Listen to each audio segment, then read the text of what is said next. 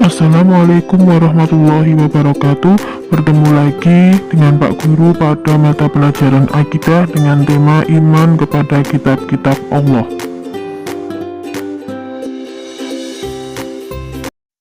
Sebelum mulai pembelajaran, marilah kita membaca basmalah dan doa sebelum belajar bersama-sama. Bismillahirrahmanirrahim. Rabbi zidni ilma warzuqni fahma waj'alni minas solihin. Berikut ini adalah indikator yang harus dicapai dalam pembelajaran ini.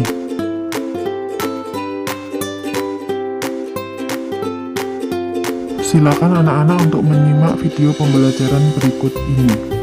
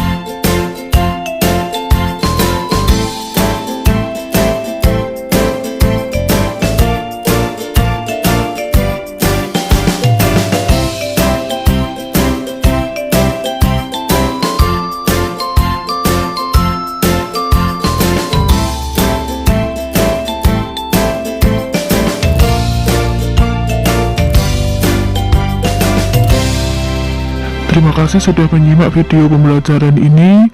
Wassalamualaikum warahmatullahi wabarakatuh.